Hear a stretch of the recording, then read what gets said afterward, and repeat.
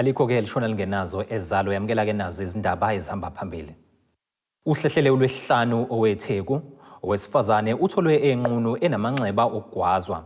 Kanti-ke baphila ngokukha emthonjeni edukuduku. Lezi-ke zindaba ze-1KZNTV uzifundelwa-ke nguSiyabonga wakaduma nina phezulu elidume esandlwane sanibona. Usomlomo kumasipala iTheku Thabanyawose uthi-ke uzohlala ngoLwesihlanu umhlangano okhethekile wokukhetha usekela meya nosotswebhu walo masipala kulandela ukubhuntsha kwawo ngesonto eledlule.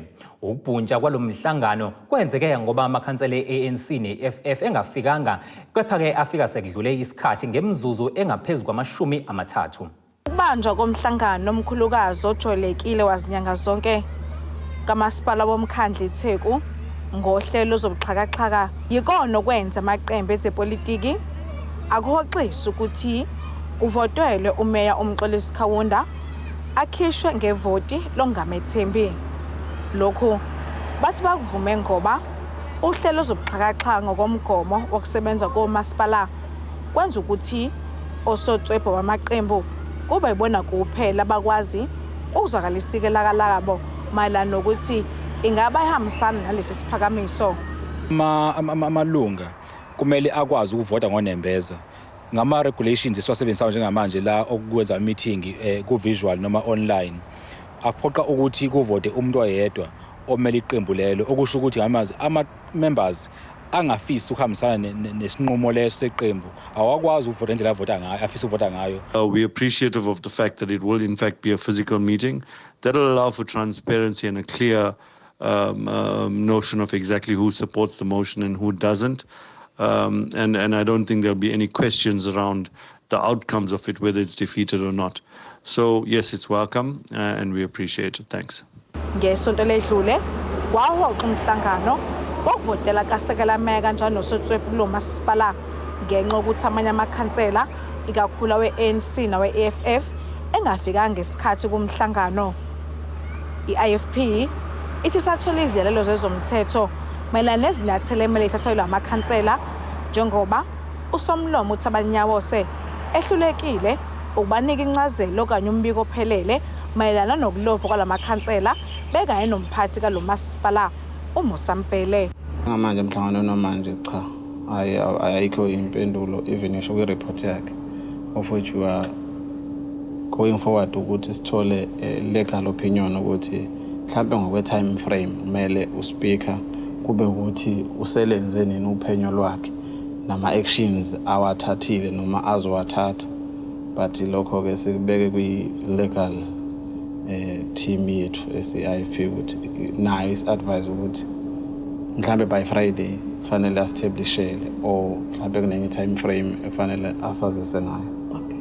No meya noma ezama ukuchaza asiqoni incazelo yakhe ukuthi athi city manager wayekade ne-appointment kodwa wacela ukuthi maqala i-meeting bese yatshelwa ukuthi siyaqala i-meeting. Umbuzo uthi uyena okhipha i-notice i-meeting iqala ngo-10 ukwenza kanjani kufanele utshele kubani ngoba kufanele abe khona emhlanganweni uyena ovula i-item okumele idebate i-council njengo-city manager. Kanti umhlangano wokukhetha usekela meya nosotswebhu uzohlala ngoLwesihlanu kulona leli sonto. Kudebokho Sibisi ngiseThekwini. Sinzima isimo emndenini wakacele endaweni yasezinqoleni ogwini oluseningizimu nesifundazwe iKwaZulu-Natal kulandela ukubulawa ngehluku kwendodakazi yabo eneminyaka engama-32. Ekhuluma neziko lezindaba le-1KZNTV uThemsile uthi indodakazi yabo yahamba ekhaya iyothenga okuthile esitolo yangabuya. Ngakusasa-ke kwatholakala isidumo sayo sinamanxeba okugwazwa futhi-ke singaqokile. Sibonakala sikhulu isihlava sokubulawa kwabantu endaweni yasezinqoleni ogwini oluseningizimu nesifundazwe KwaZulu-Natal. Lokhu kulandela ukutholakala kwesidumbu sowesifazane sinamanxeba okugwazwa futhi singaqokile. Ilunga lomndeni uThemsile ulandisa iziko lezindaba ukuthi usamke waphuma ekhaya eyothenga okuthile esitolo kodwa wangabuye. Untombazane wami uhambe, umzukulu wami uhambe emini ewumuntu oya ezitolo.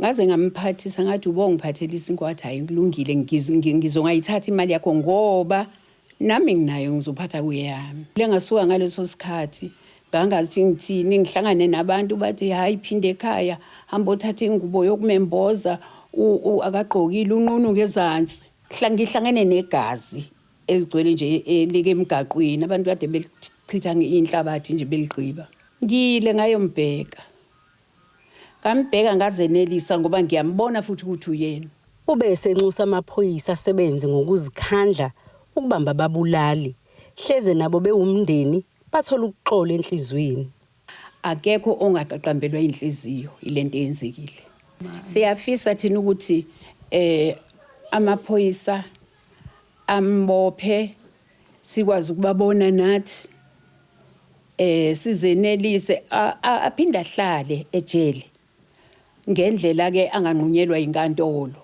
usekela sihlalo wesigungu silwa nobugebengu ezinqoleni uthi ngesikhathi bethola umbiko okutholakala kwesidumbu bahlaba umkhosi bathungatha abenzi bokubi sabizwa kwathiwa kunomuntu otholakala eshonile la eduze kwale ndawo ngime kuyona masithi siyafika ngempela sambona umuntu intobane esiyaziyo eyatholakala inamanxeba okugwazwa kuyasikhathaza ke lokho njengomphakathi ngoba lento yokubulawa kwabantu kakhulukazi besifazane seyiyayanda nje ukuthi kumane kutholakala abantu abashonile sekukaningi kuthola abantu abashonile siyafisa ke ngathi umphakathi ungahlangana kuluswane nalento ukuthi kutholakala abantu ababulewe uveza ukuthi bakhona ababili ababoshwa baphinde badedelwe ube esekhipha nesexwayiso sokuthi abantu besifazane abangahambi ebusuku kwatholakala isigqoko emveni kuba sekwenzekele isiganeko kwatholakala isigqoko somuntu okwathi mangabe kutholakala umkhondo base belandelwa abantu bakhona abantu abawu2 ababoshwayo base bededele kwathiwa ubufakazi abutholakale sicela ukuthi abantu besifazane abangahambi nabantu besilisa ebusuku ngoba umuntu uhamba naye ebusuku uthola lekuseni sekunenkinga kungazeki ukuthi ubani owenze lonto ukhulumile amaphoyisa esifundazweni KwaZulu-Natal ethintwa ngalolu daba uphawule kanje amaphoyisa asezinqoleni abaphoyisa esineminyaka ewu39 kulandela isigameko esenzekile laphana ngomhla ka27 kuJanuwari lapha endaweni yakwaNkulu ezinqoleni lapho owesifazane neminyaka ewu39 wagwazwa kaningi wabulawa umsolo waziwayo umsolo wake uvelile enkantolo kaMantshi yasezinqoleni izolo ngomhla ka30 kuJanuwari ezindabeni ze1KZNTV kube kuzamando sicele ngisezinqoleni Umphakathi osedukuduku eMtubatuba inyakatho nesifundazwe KwaZulu-Natal uthi ke inzima impilo njengoba ke uphuza amanzi angahlanzekile owakha ke emgodini.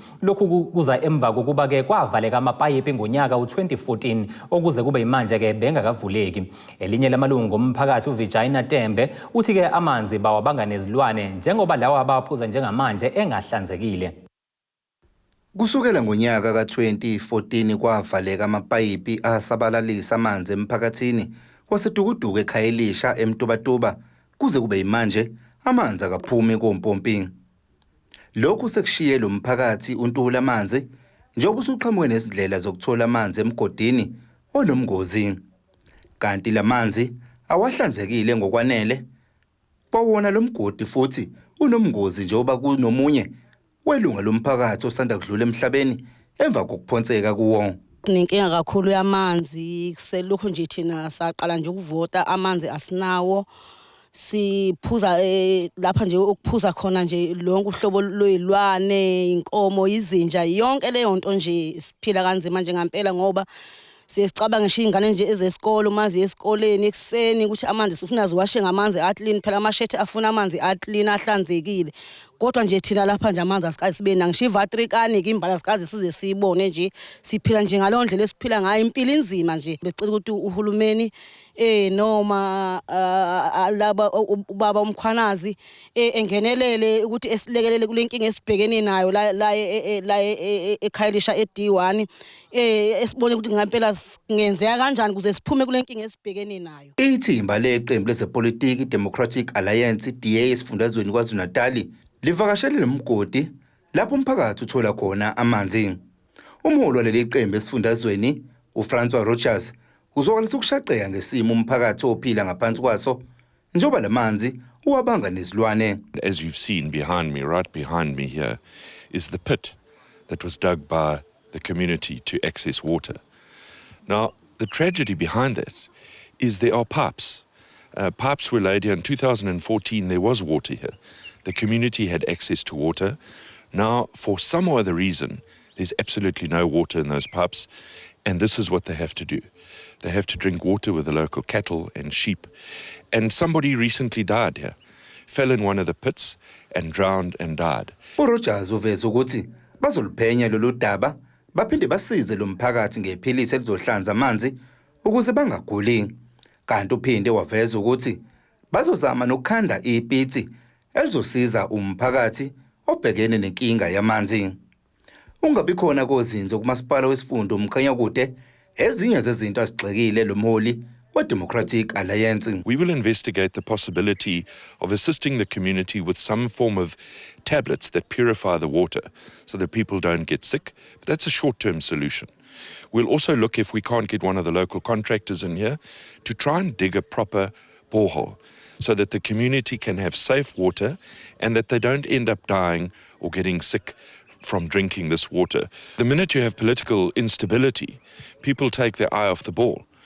The district municipality is there to supply water. That's one of its main focused areas. Le ndawo ayinawo amanzi nje, kunelingqalasizinda khona emhlabathini yamapayipi okumele ngabe asabalalisa amanzi kwizindawo ezakhele umtubatuba. Ezidabenzi 1KZNTV kubikuthi abantu maphumulo emtubatuba. Kuchonywa uphaphele kwalagwala Iziboshwa eziphumelele ngamalengiso ibanga leshumi ejele laseWestville eThekwini KwaZulu-Natal. Unhlakanipho Mathabo lalisibili eqoqode emakhanda ozakwabo uthi-ke kasikho isizathu esingenza ukuthi oboshiwe angazinikele emfundweni kwaziseke maningi amathuba faka phakathi kuhlelo lomnyango wezokuhlonyelwa kwezezimilo lokuqinisekisa ukuthi-ke ababoshiwe bayaqashwa. Usho kanjena-ke qhubeka umcimbi obanjelwe ejele laseWestville eThekwini. Iziboshwa ey'vele emajele ehlukene esifundazweni KwaZulu-Natal ziqhubekile nokugila imanga kwemiphumela kamatikuletsheni. Sekungokwesikhombisa isikole esibizwa nge-Uzethubeni esisejele laseWestville sizuza 100% ulandelana. Unhlakanipho Mathaba odonsa isigwebo ngamacala okweba nolale isibili ephumelela ngamalengiso ifundo eziyisithupha uthi-ke basebenze ngokuyikhandla bebambisene nothisha ukuze-ke bazuze le miphumela emihle kangaka. Beku amaphepha onke ayefe nanokuthi mina ngizizwa ngihappy kakhulu because kwazi ukuthola la marks engangifisa ukwathola. Yabo yaso ngizizwa ngihappy kakhulu nje. Ekubhaleni kwethu akubanga nzima kakhulu because othisha basifundise kakhulu kusukela nje from January wa 2022 uqala up until ama final exams behlese esikoleni. Yabo nje ukuqinisa ukuba kwami la ngikubona kube yithuba elihle for mina rather than ukuthi ngibe semnyango because kube ngisemnyango obviously bengengikwazi ukuqhubeka nokufunda bengizoba busy nalezinto engangizenza yabo. So ukuba kwami la ngaphakathi kunezithuba elisha lokuthi ngiqale kabusha impilo ngibuke kahle izinto ngendlela.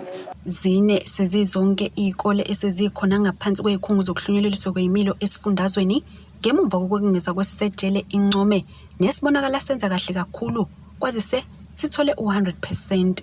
Kubafundi abangama53 abahlalele ivivinyo zabo ngonyaka owedlule munye kuphela ongaphumelelanga kanti ophethe amajele esifundazweni uhalalisele lesi sifundazwe ngokuba ngezinye zeyihamba phambili. Escort is a new school established about 2-3 years ago, sitting in 2022 for the first time matric exam MEC.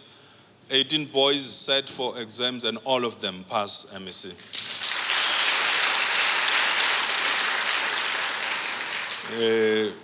Kalagabusha had 7 boys and for the 4th time in a row obtained a pass rate of 100%. All those boys passed MSc. As I said, Eguseni only had 1 boy who could not succeed, but all of them passed, achieving an 87 pass rate. Lo mcimbi ubuhanjelwe nangongqongqoshe wezemfundo esifundazweni kanye-ke nemindeni yiboshwa. Injabulo ibibhalwe ebusweni kubo njengoba bebebonakala bedansa benanela umuzwa wenjabulo. UFraser unxusele laba ukuba bangavalelwa ngaphandle uma ke kwenzeka kuvela amathuba omsebenzi. Siyazi sonke ukuthi izinkampani eziningi azithandi kahle hle ukuqasha abantu abake baba nenkingana encane yokuboshwa. Kodwa okubalulekile ukuthi kumele sibanikeze ithuba. Ngize la last time ngakhomitha ukuthi labantwana abala ngaphakathi abenzo education uma kufika isikhathi sokuthi babuyele emakhaya ngizobe ngikhona uma kuukuthi isikhathi sobe sekhona. Niyalazi udaba lwethu. Ey'ndabeni ze-1KZNTV kube kuntombi khona Mvubu ngiseThekwini. Mbukeli-ke ake siye ngasezimakethe sihlangabeze futhi masibuya.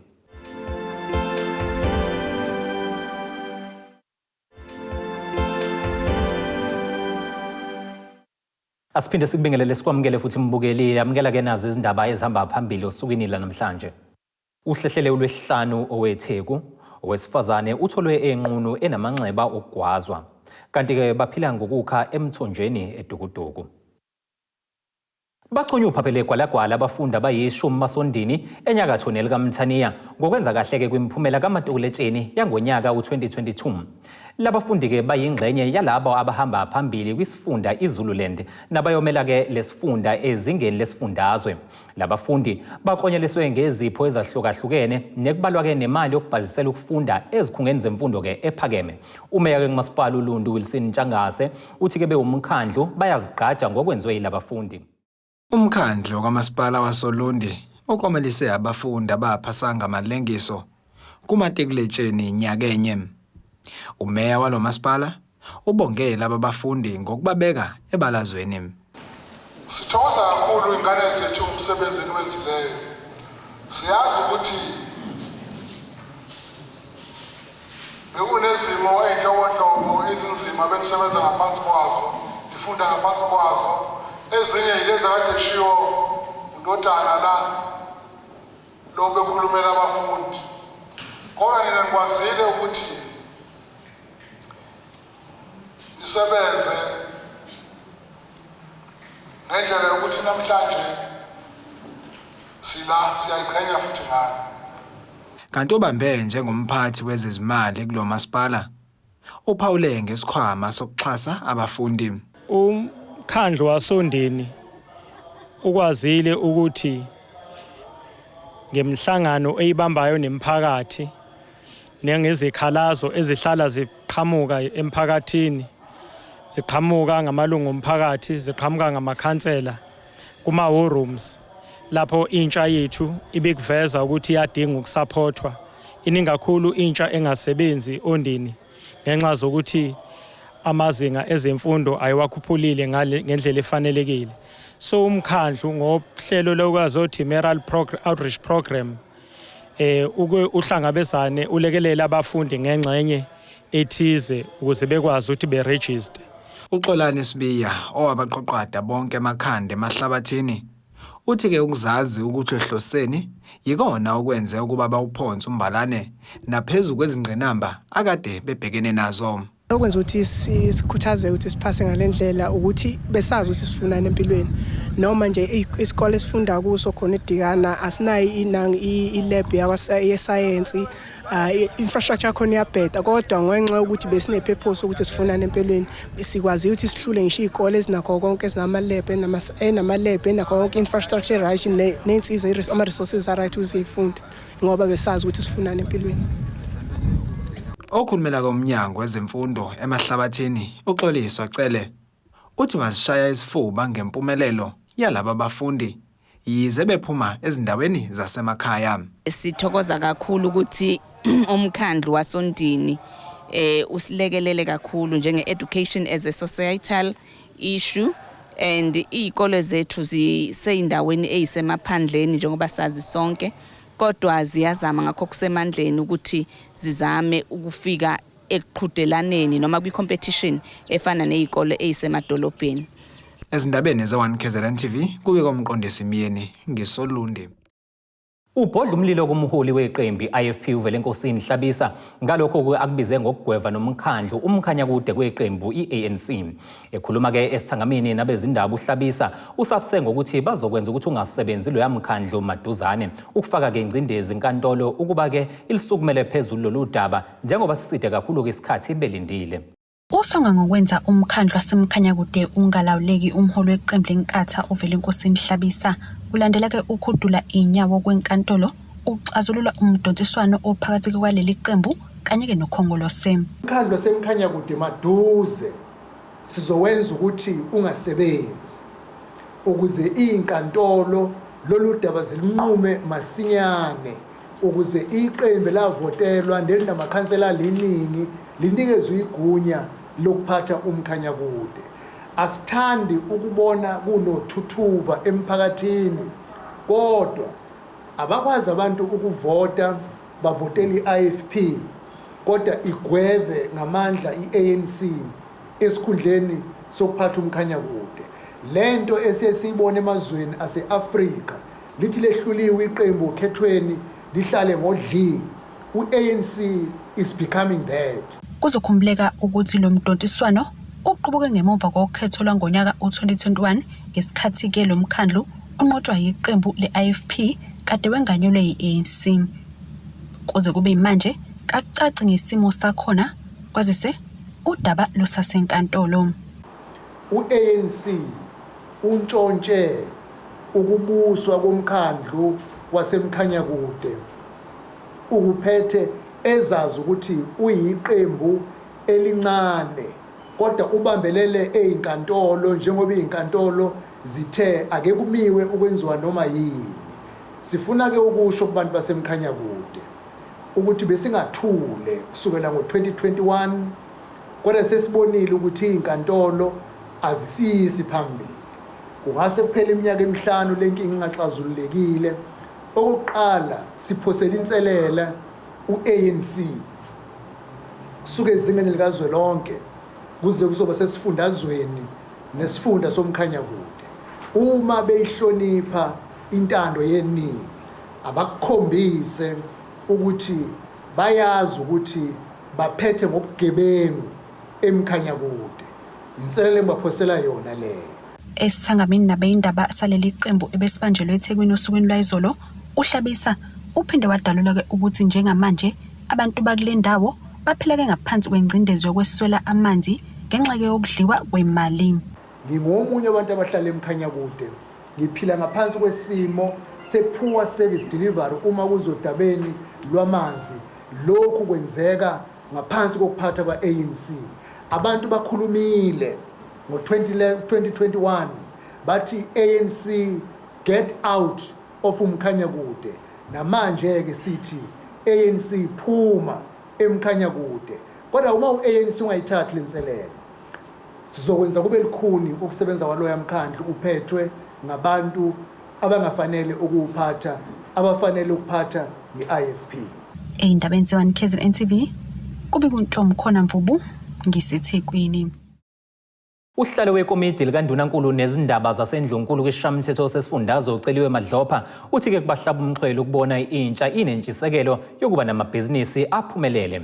Ekhuluma neziko lezindaba uMadlopha uthi ke banika uxhaso kumabhizinisi amancane njengoba ilakuleli ke libhekene nenkinga yokushoda kwamathuba emisebenzi kanti ke usho lokhu ngesikhathi ehambeleke elinye lamabhizinisi abalinekelele ngoxhaso endaweni yasegama lakhe. Usihlalo wekomiti kwihhovisi likaNdunankulu kwishamthetho saKwaZulu Natal uceliwe Madlopha uthi kuyathokozisa ukubona intsha yenza kahle kumabhizinisi njengoba elakuleli libhekene nengwadla yokushoda kwamathuba omsebenzi. Ukusho lokhu ngesikhathi ehambile elinye lamabhizinisi abalinikeza uxhaso ukubheka ukuthi lisaqhubeka kahle yini. Sinenkinga yokungabi khona kwemisebenzi, sinenkinga yoku-involve those that were previously disadvantaged ukuthi babe ingxenye kwezomnotho. ihhovisi lika Premier laqhamuka ke nale youth fund. Le youth fund iaime noma iqonde ukuthi kubo bonke abantu abasha bala kwaZulu Natal abafisa ukuthi baqala amabhizinisi iyabalekelela ngoba kubukakele uhulumeni wethu ubokile ukuthi kunenkinga enkulu yokuthi abakwazi ukuthola uxhaso emabhenki noma ukuthola amaloni amabhenki ngoba abenayo i-collateral security. Base beyayiqala ke le fund ukuze bakwazi ukuthi abantu abasha babe ingxenye yomnotho la kwaZulu Natal. Iqale i50 million. uMadlophu uthi lolu hlelo lokuxhasa amabhizinisi selingenelwe ngisho umasipala abahlukene njengoba iReinkonyeni kukhona uxhasa abalinika leli bhizinisi. Utho kumnandi ukuthi lamabhizinisi axhaswayo nawo aqasha abantu okwenza kuliwe nenkinga yokushoda kwamathuba omsebenzi. Okunye okusihlabe umxhwele ukuthi omasipala idistrict neReinkonyeni nabo bayingxenye amakhansela bebekhona. Okusikhuthaza kakhulu ukuthi njengoba upresident ekhuluma nge-district development model ukuthi onke ama-spheres of government, ama-department awahlangane ndawonye aplane ukuthi i-budget abanayo bazama ukuyichanela ngendlela yokuthi yenze umehluko kwi-community yethu. Sibonile-ke kule project esikuyona ukuthi uPremier ufakile iReinkonyeni ifake like 300,000 ukuzama uku-assist ukuthi asabalale uMr Mpele. Province yethu inenselele enkulu ye-unemployment. Sithola ukuthi ngalama project ngale mali abayitholile bakwazile ukuthi kube nabantu abaqashiwe. Umnikazi webhizinisi EdNotes uthi inkampani yakhe ihlinzeka nge-internet ikakhulukazi ezindaweni zasemakhaya. Kanti inkampani yakhe isekhule kakhulu njengoba seyisabalele ngisho nasemazweni angaphandle. Ngoba enze i-youth fund saba nenhlanhla sanikezwa 850,000 sawusebenzisa ukuthi sithole i-license no ikhasa license sivumelayo ukuthi si-build i-network sidayise nama-services. Kulonyaka ophelile sithole nama-license manje ongena e-Ethiopia nase-Tanzania. Ezindabeni ze1KZNTV kubikuze Mando Sicele ngisesayidi. Ake siphinde futhi siya ngasezitolo umbukeli sihlangabezena kanjani masibuye.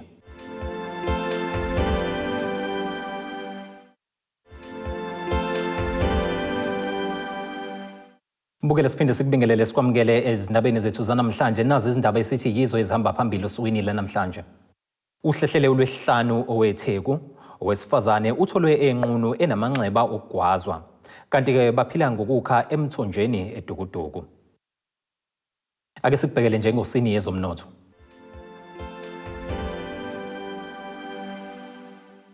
Irandi lakuleli liyi-17.42 maliqhathaniswa nedola laseMelika libe u-21.45 maliqhathaniswa nopondo waseBrithani libe ke ngu-18.84 maliqhathaniswa ne-euro lase-Europe. Igolide ke lona lingu-$1,908.67 ounce kuthi ke woyela ungahloziwe ube u-$84.90 umphongolo.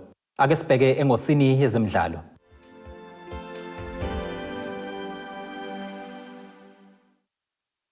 Emva kwesikhathi eside kunemibiko yokuthi lowo obengukapteni weqembu loSuthu amaZulu FC uMakhehleni Makhawula ngasajoyina iqembu lezimnyama ngenkani Orlando Pirates sekugcine kwenzekile ke lokho.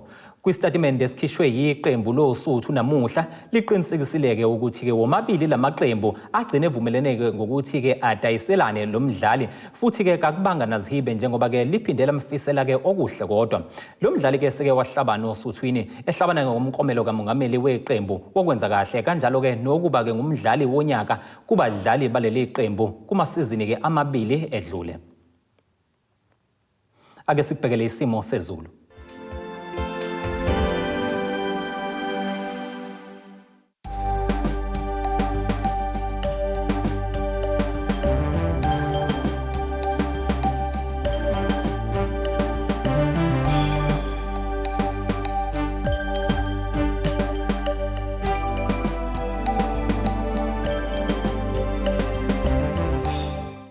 Mbukeli ngingakade sikuphathele kona emgodlagodleni wethu namhlanje sihlangabezana kanjani kusasa ngesikhathi esifanayo.